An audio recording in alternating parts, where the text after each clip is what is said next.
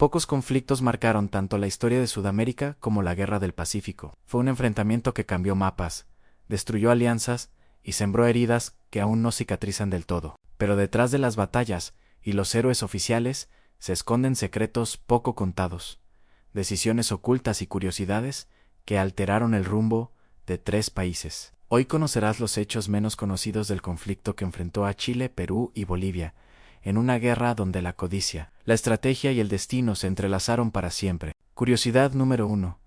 La guerra que empezó por el guano y el salitre. En apariencia, la Guerra del Pacífico fue un conflicto por fronteras y patriotismo, pero bajo esa superficie se escondía una lucha feroz por el dominio de 2 recursos que movían el mundo, el guano y el salitre, verdaderos pilares de la economía global del siglo XIX. Durante esa época, los fertilizantes naturales eran esenciales para la agricultura industrial de Europa y Estados Unidos. El guano, extraído de las costas del Pacífico, contenía nitrógeno en concentraciones que revolucionaron la productividad de los campos europeos. Cuando sus reservas comenzaron a agotarse, el salitre del desierto de Atacama, una mezcla de nitrato de sodio y otros minerales, se transformó en la nueva joya codiciada por las potencias occidentales. Lo que pocos mencionan es que Chile, Perú y Bolivia estaban en situaciones económicas muy distintas. Bolivia era dueña legal de los territorios salitreros, pero carecía de capital y tecnología para explotarlos. Perú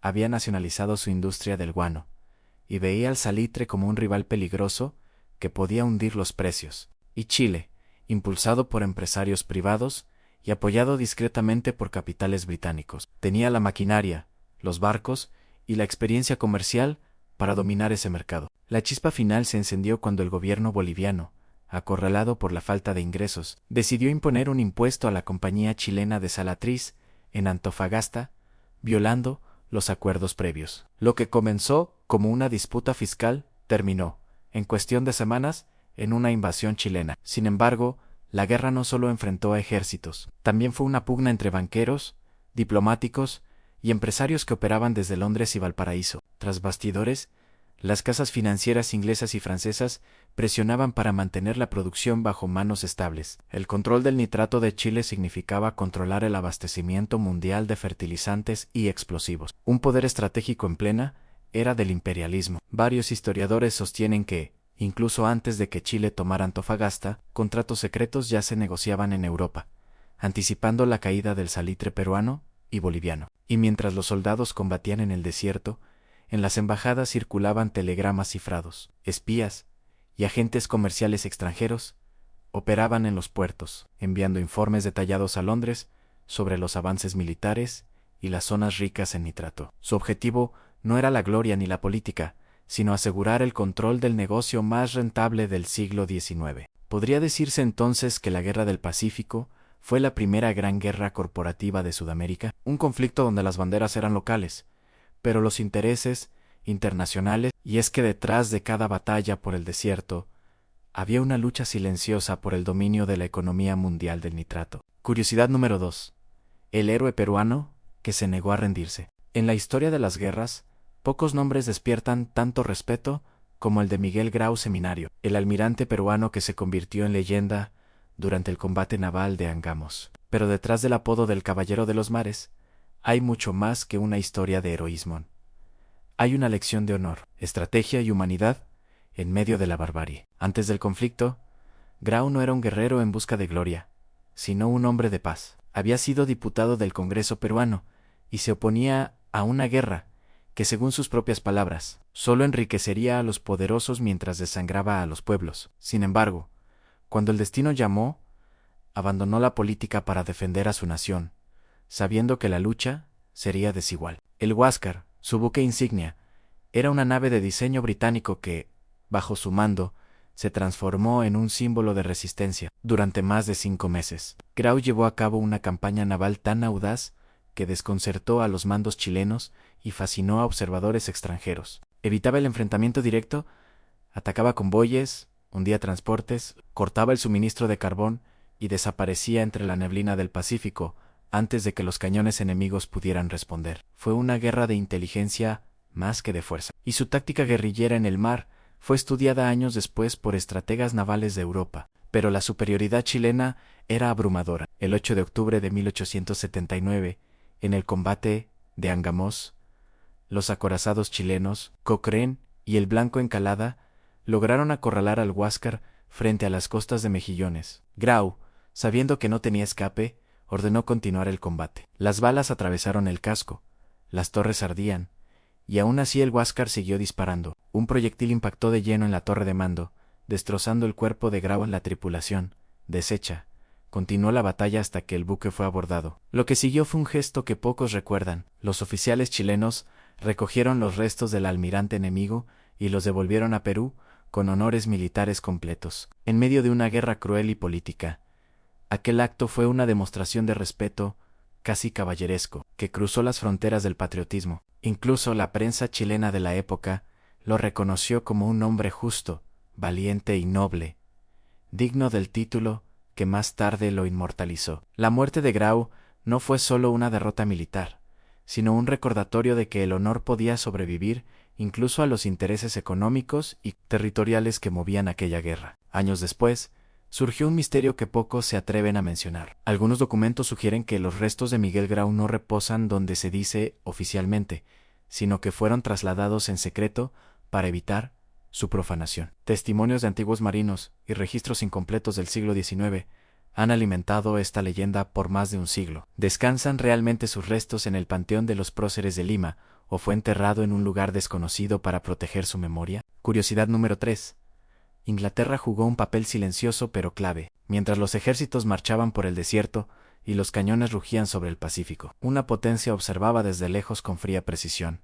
El Imperio Británico, a fines del siglo XIX, Inglaterra era el corazón financiero del mundo. Sus bancos movían el oro, sus compañías aseguraban los barcos y su flota dominaba los mares. En un mundo aún sin Estados Unidos como superpotencia, Londres era el centro desde el cual se dictaban las reglas del comercio global. Por eso, la Guerra del Pacífico, aparentemente una disputa regional, tenía para los británicos un interés muy concreto: el control del salitre y del guano, dos recursos indispensables para mantener la agricultura y la industria europeas. El nitrato chileno se convertiría más tarde en el principal ingrediente de los fertilizantes y de los explosivos modernos. En otras palabras, controlar el desierto de Atacama significaba alimentar y armar al mundo. Aunque Inglaterra se declaró oficialmente neutral, su influencia se filtró en cada capa del conflicto. Los dos acorazados más modernos de Chile, el Blanco Encalada y el Cochrane, fueron diseñados y construidos en astilleros británicos. Sus motores, sus cañones Armstrong y su blindaje de hierro provenían de fábricas inglesas que, casualmente, también abastecían al ejército colonial británico. Incluso, años antes del conflicto, oficiales chilenos fueron enviados a entrenarse con la Royal Navy, adoptando tácticas que luego serían decisivas en combate. Mientras tanto, en los elegantes despachos de Londres, las empresas Gibbs y Sons y Anthony Gibbs y Cowa controlaban el comercio del salitre y del guano. Estas firmas habían financiado operaciones tanto en Perú como en Chile. Pero cuando estalló la guerra, se inclinaron discretamente hacia el bando que ofrecía mayor estabilidad y garantías comerciales: Chile. Desde ese momento, el flujo de capital británico comenzó a favorecer la compra de armamento, carbón y suministros para la marina chilena. En contraste, Perú y Bolivia, ambos más endeudados con bancos de Londres, sufrieron un golpe silencioso. Sus créditos fueron restringidos, las tasas de interés aumentaron y el acceso a financiamiento internacional se volvió casi imposible. La diplomacia británica no necesitó intervenir militarmente. Bastó con cerrar el grifo del dinero para debilitar a los aliados. La neutralidad británica, por tanto, fue una ilusión diplomática. En realidad, Londres apostaba a largo plazo. Sabía que un Chile victorioso garantizaría la libre exportación del salitre bajo contratos británicos, sin las trabas estatales que imponía Perú con su monopolio aguanero. Cuando el conflicto terminó, más del 70% del comercio salitrero mundial estaba en manos de empresas británicas. Su papel fue tan sutil como eficaz. No dispararon un solo cañón, pero ganaron la guerra en los mercados. El resultado fue un rediseño geoeconómico del Pacífico Sur, donde Chile emergió como potencia regional, y los bancos ingleses como los verdaderos vencedores silenciosos. Curiosidad número 4. La prensa y los periódicos influyeron más que los ejércitos. En la Guerra del Pacífico, las balas no fueron el único proyectil. Las palabras también mataban. En una época sin televisión, sin radio y sin fotografía instantánea, los periódicos eran el medio más poderoso para moldear la realidad. Lo que se imprimía en una rotativa podía encender el patriotismo o desatar el odio de miles de personas. Y ningún gobierno quiso quedarse fuera de ese nuevo frente de batalla, el de la opinión pública. Desde el primer disparo, los 3 países involucrados usaron la prensa como un arma estratégica. En Chile, los diarios El Mercurio de Valparaíso, La Patria y El Ferrocarril se transformaron en verdaderos órganos del nacionalismo. Publicaban relatos heroicos de las tropas, retratos glorificados de los oficiales y caricaturas que mostraban a peruanos y bolivianos como enemigos atrasados o bárbaros. Todo bajo la idea de que Chile estaba librando una guerra civilizadora, una causa justa destinada a expandir el progreso y la modernidad. En Lima, la prensa respondió con igual intensidad. El Nacional, La Opinión Nacional y otros periódicos más radicales comenzaron a publicar artículos incendiarios denunciando la invasión del capitalismo extranjero, señalando a Inglaterra y a las élites chilenas como responsables de la tragedia. Esos textos buscaban despertar indignación, unir al pueblo y sostener la moral ante las derrotas. Muchos de sus editores terminaron perseguidos o exiliados cuando las tropas chilenas ocuparon la capital peruana, Bolivia, con una infraestructura más limitada. No tuvo grandes diarios, pero imprimía boletines y panfletos patrióticos, distribuidos en plazas y ferrocarriles, donde se recordaba el derecho soberano sobre Antofagasta y se prometía recuperar la salida al mar cueste lo que cueste. Sin embargo, lo más fascinante fue el papel de los corresponsales de guerra. Algunos eran auténticos cronistas, pero otros, simples aventureros que escribían lo que el público quería leer. Se han encontrado ediciones donde se narraban batallas inexistentes, victorias imaginarias o derrotas, reducidas a yeplaguis estratégicos. Hubo incluso periodistas extranjeros, británicos, estadounidenses y franceses, que vendían informes a los 2 bandos, filtrando posiciones, exagerando cifras o distorsionando los hechos según quién pagara más. Eran los llamados mercenarios de la verdad, hombres que entendieron que la información podía valer tanto como el oro o el nitrato. El efecto fue profundo. La prensa comenzó a dictar el pulso de la guerra. Los gobiernos tomaban decisiones no solo por razones militares, sino para mantener la moral del pueblo. Una retirada podía desmoralizar a la nación si era mal contada. Así que a veces se prefería arriesgar batallas inútiles con tal de sostener los titulares patrióticos. Curiosidad número 5. Hubo espías y traidores en los 3 bandos. Toda guerra tiene sus héroes visibles y sus sombras invisibles. Mientras los soldados combatían en los desiertos del Pacífico, una guerra paralela se libraba en silencio, entre mensajeros secretos, telegramas cifrados y documentos escondidos bajo falsos nombres. Fue el lado más oscuro y menos contado del conflicto, el mundo de los espías y los traidores. En Chile, el espionaje se infiltró incluso en las infraestructuras más estratégicas. Varios empleados del ferrocarril de Antofagasta, muchos de ellos de origen extranjero, fueron descubiertos pasando información sobre los movimientos de tropas y cargamentos militares a contactos peruanos. Algunos lo hacían por oro, otros por convicción política o por simples deudas. Las autoridades chilenas comenzaron a interceptar telegramas sospechosos y a imponer censura en los puertos para evitar fugas de información. Pero ya era tarde.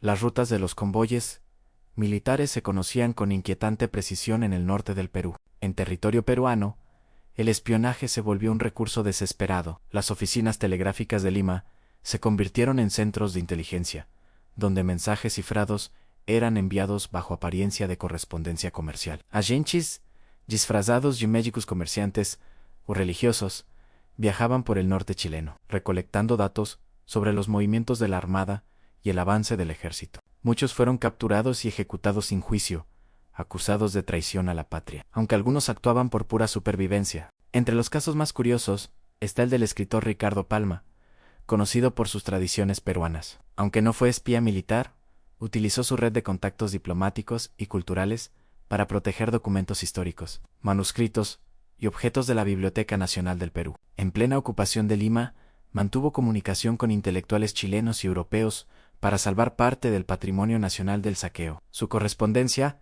años más tarde, revelaría que su misión era tanto intelectual como política, una forma silenciosa de resistencia cultural. En Bolivia, el espionaje y la traición se mezclaron con la desesperanza. Desde los primeros años de guerra, muchos oficiales comprendieron que su país estaba condenado militarmente. Desertores, intermediarios y políticos locales comenzaron a vender información a chilenos y peruanos indistintamente, buscando una salida personal al desastre. Algunos de ellos lograron escapar a Europa tras el conflicto, llevándose consigo dinero y documentos comprometedores. Pero los espías no provenían solo de los países en guerra. En los archivos británicos y franceses se conservan reportes de agentes comerciales europeos que seguían de cerca los movimientos del ejército chileno en Tarapacá, Tacna y Arica. Estos observadores neutrales enviaban informes cifrados a Londres y París, describiendo las posiciones, el estado de las minas y la producción de salitre. No eran patriotas ni idealistas,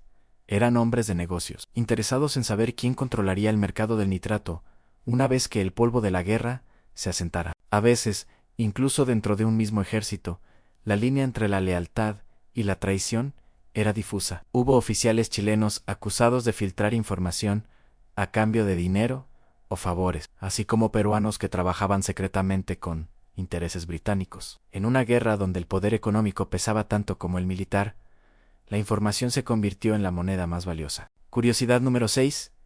Chile tenía un ejército mejor preparado, pero no por superioridad militar. Muchos piensan que Chile ganó la Guerra del Pacífico porque tenía más hombres, mejores armas o un poder económico abrumador. Pero lo cierto es que su fuerza no nació del tamaño de su ejército, sino de su disciplina, su organización y una visión moderna que ya había comenzado a forjarse décadas antes del conflicto. Desde mediados del siglo XIX, Chile había observado con atención cómo Prusia se transformaba en una potencia militar en Europa. Inspirados por su modelo, el gobierno chileno envió oficiales a Berlín para estudiar estrategia, táctica y logística. De regreso, estos soldados trajeron consigo una nueva forma de pensar la guerra, metódica, técnica y sustentada en la educación militar. Así nacieron academias en Santiago y Valparaíso, donde se entrenaron los futuros líderes del ejército chileno. Cuando estalló la guerra en 1879, Chile no tenía el ejército más grande de Sudamérica, pero sí el más eficiente. Su estado centralizado podía movilizar hombres,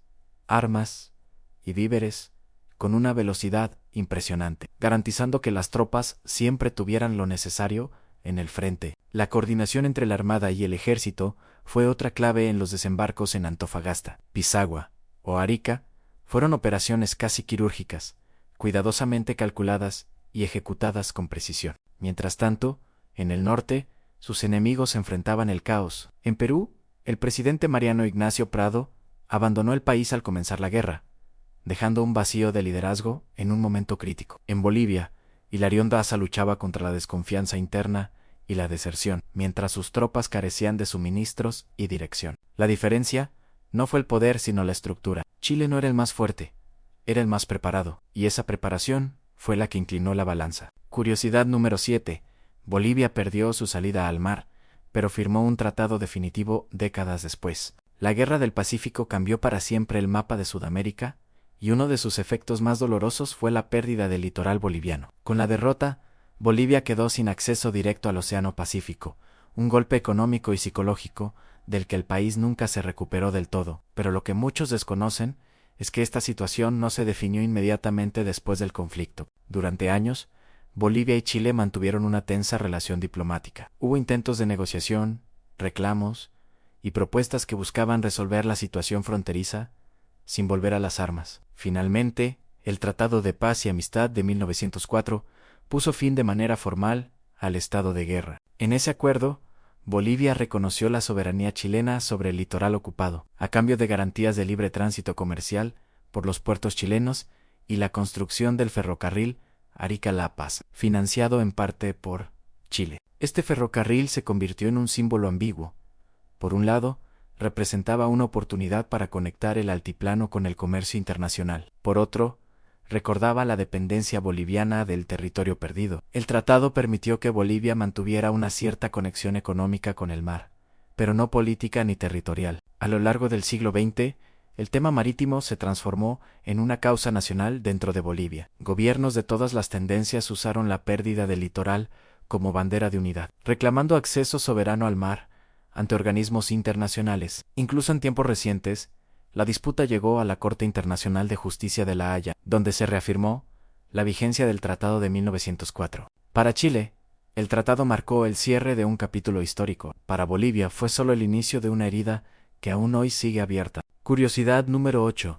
La amenaza de Argentina y la Patagonia como moneda de negociación. Mientras las balas silbaban en el desierto de Atacama y los cañones retumbaban en el Pacífico, una sombra silenciosa se cernía sobre el conflicto. Argentina, aunque no participó directamente en la Guerra del Pacífico, su papel fue mucho más importante de lo que muchos imaginan. A comienzos de la década de 1880, el presidente Julio Argentino Roca observaba con atención el desarrollo de la guerra argentina, que mantenía disputas limítrofes con Chile desde hacía décadas por la región austral. Vio en el conflicto una oportunidad para presionar diplomáticamente y obtener ventajas territoriales. En privado, Buenos Aires apoyaba discretamente la causa de Perú y Bolivia, temerosa de que una victoria chilena consolidara su poder en el Pacífico y pusiera en riesgo el equilibrio regional. En 1881, la situación llegó a un punto crítico. Argentina amenazó con intervenir militarmente a favor de los aliados, si Chile continuaba expandiendo sus fronteras hacia el norte. Para Santiago, eso habría significado abrir un segundo frente de guerra, imposible de sostener. Fue entonces cuando la diplomacia reemplazó a las armas. El gobierno chileno, consciente de la gravedad de la amenaza, negoció en secreto con Argentina para evitar un enfrentamiento directo. El resultado fue el Tratado de Límites de 1881, mediante el cual Chile reconoció la soberanía argentina sobre gran parte de la Patagonia Sur, una vasta región que hasta entonces ambos países reclamaban como propia. Este acuerdo, aunque evitó una guerra, tuvo consecuencias profundas. Chile consolidó su dominio sobre el norte, Antofagasta, Tarapacá y Arica, mientras que Argentina expandió sus fronteras hacia el sur, asegurando territorios ricos en ganado, minerales y recursos naturales. En la práctica, la Patagonia se convirtió en una moneda de negociación, un precio que Chile aceptó pagar para mantener la estabilidad interna y evitar un conflicto doble. La historia demuestra que, detrás de los combates más recordados, hubo una guerra silenciosa de tratados y amenazas que redefinió el mapa de Sudamérica. Curiosidad número 9. El saqueo de Lima fue real y documentado. La entrada de las tropas chilenas a Lima en 1881 marcó uno de los episodios más oscuros y controversiales de la Guerra del Pacífico. No se trató únicamente de la ocupación de una ciudad enemiga, sino del saqueo sistemático de su patrimonio cultural, artístico y científico, un hecho que dejó una herida abierta en la memoria del Perú. Cuando el ejército chileno cruzó las puertas de Lima, la capital estaba prácticamente indefensa. Las fuerzas peruanas, agotadas por años de guerra, no pudieron resistir la avanzada. Fue entonces cuando comenzó un proceso de despojo cuidadosamente organizado. Bibliotecas, museos, universidades y edificios públicos fueron vaciados, y los objetos más valiosos fueron embalados y enviados al sur. Entre los lugares más afectados se encontraba la Biblioteca Nacional del Perú, dirigida por el escritor Ricardo Palma, quien más tarde describió con tristeza cómo miles de volúmenes raros y manuscritos coloniales desaparecieron sin dejar rastro. También fueron saqueados el Museo de Historia Natural, la Universidad de San Marcos y varias residencias privadas de la aristocracia limeña, que contenían colecciones de arte europeo, instrumentos científicos y documentos históricos. Los informes diplomáticos de la época confirman lo sucedido. Observadores británicos, franceses y estadounidenses enviaron reportes a sus gobiernos denunciando el pillaje y la destrucción de bienes culturales. Sin embargo, la presión internacional no fue suficiente para detener los saqueos, ya que la ocupación chilena se prolongó durante varios meses. En algunos casos, los soldados actuaron por iniciativa propia, en otros, los bienes fueron confiscados oficialmente como botín de guerra y trasladados a instituciones chilenas. De hecho, hasta hoy se conservan en bibliotecas y museos de Santiago y Valparaíso objetos y libros provenientes del saqueo de Lima, lo que continúa siendo un tema de controversia diplomática y reclamo histórico entre ambos países. El saqueo no solo significó la pérdida de riquezas materiales, sino también la destrucción de una parte esencial de la memoria colectiva del Perú a muchas obras. Estudios científicos y testimonios coloniales desaparecieron para siempre, alterando la reconstrucción de su pasado. Curiosidad número 10.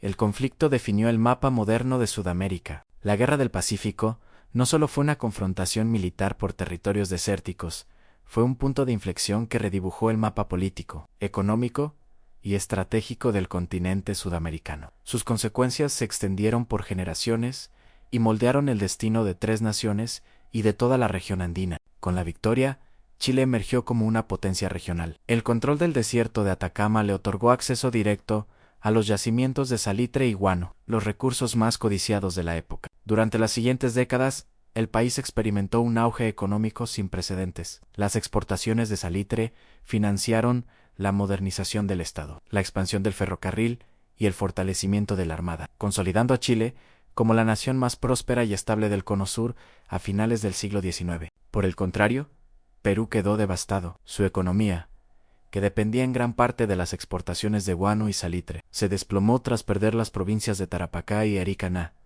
Ello se sumó la destrucción causada por la ocupación de Lima y una crisis política interna que fragmentó al país. La reconstrucción fue lenta y estuvo marcada por golpes de Estado, deudas externas y la pérdida de influencia en el Pacífico. Bolivia, por su parte, sufrió la transformación más profunda, quedó sin acceso al mar. La pérdida del litoral cambió por completo su desarrollo económico y comercial, convirtiendo su reclamo marítimo en una causa nacional que perdura hasta el presente. A partir de entonces, Bolivia dependió del comercio terrestre y de acuerdos con países vecinos, lo que condicionó su política exterior durante más de un siglo. Pero el impacto del conflicto trascendió a los tres países involucrados. Argentina aprovechó la coyuntura para consolidar su dominio sobre la Patagonia, gracias a negociaciones con Chile que evitaron su entrada en la guerra. Esto aseguró sus actuales fronteras australes y fortaleció su posición en el Atlántico Sur. Así, la Guerra del Pacífico no solo redefinió territorios, sino también jerarquías continentales. Mostró que el poder en Sudamérica